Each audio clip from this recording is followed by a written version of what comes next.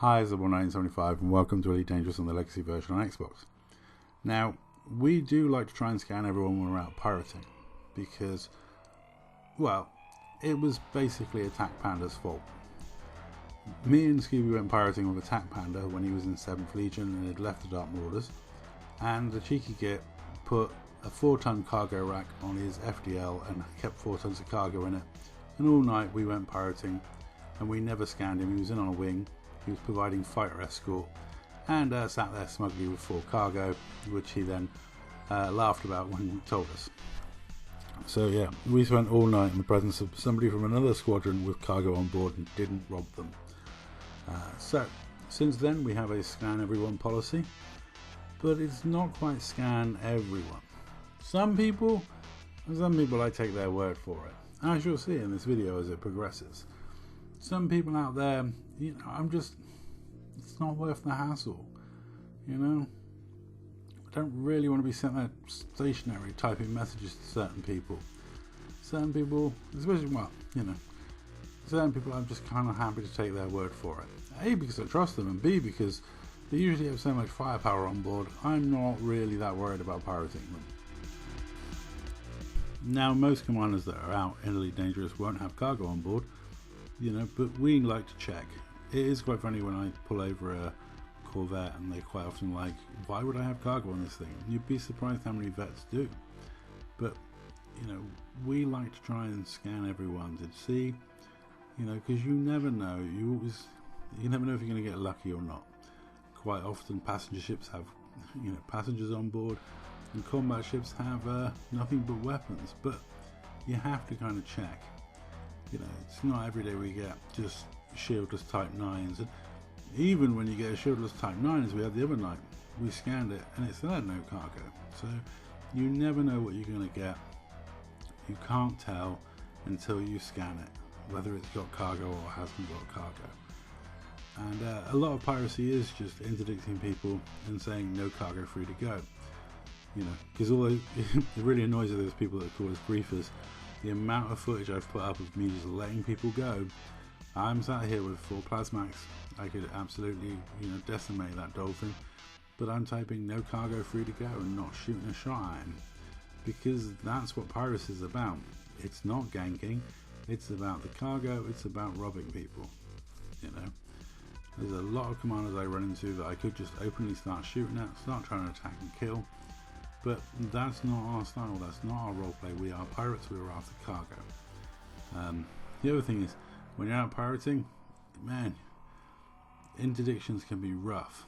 You can't, sometimes certain ships, it's very difficult to interdict them.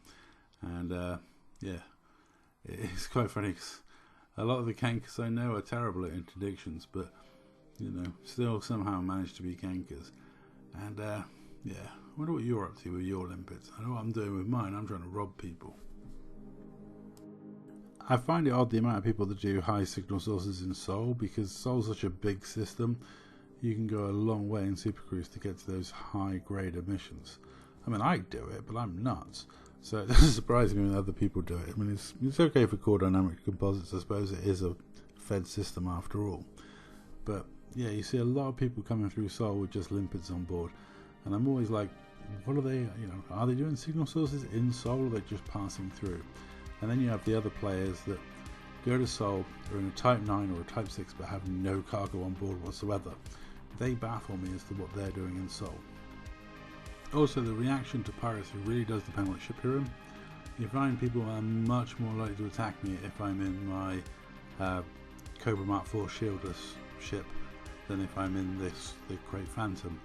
It really does depend on what sort of ship you're into, how they respond to you, how they behave, what sort of messages you get. I'm far more likely to get, bold and brave messages when I'm in a shieldless ship like the dropship or the Cobra Mark IV. If I was in a cutter, for example, I wouldn't get those sort of messages, I'm sure. But now we come to actually a piece of actual piracy, so that's good. Finally, after letting all these people go, without blasting away at them like some ganker, just scanning them and letting them go, I'm now actually going to have some proper piracy in the game. The Cobra Mark IV is always a lucky ship for me. Well, as always, back in the days of IED, this was always the ship that I'd get in, do a bit of piracy, and then suddenly 3 IED FDLs would turn up, and I'd have no choice but to retreat from system, because shieldless ships and certain people's railgun aim, not a good idea. I mean, obviously if it's Garrett, I could stay in system, no problem at all, because, you know, not a worry, but one of the ones that were actually a decent shot with railguns, like Wagner Scott, I'd leave and go get something more suitable to deal with piracy and IED. But in this case, the shieldless Cobra does me well as it runs into Python. I scan him, he has some cargo, he has some odd stuff on board, and I managed to get a demand in. Sadly though, he didn't choose to drop the cargo and get a 24-hour pass. He chose instead the more difficult route, and I ended up having a hatch breaker him. But that's not a problem. I mean, you know, I only have 16 tons of cargo space on this thing, so anything I steal is gratefully received.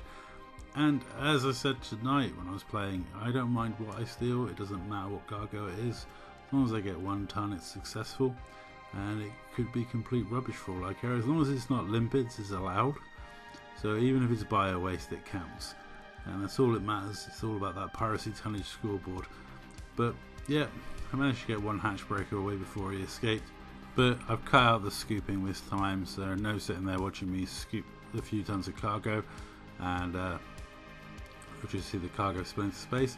And I'll leave you with a little exchange between me and Superblaze as I decide to take his word for it. He has no cargo, and Scooby gives you the reason why. That's all. Thank you very much for watching.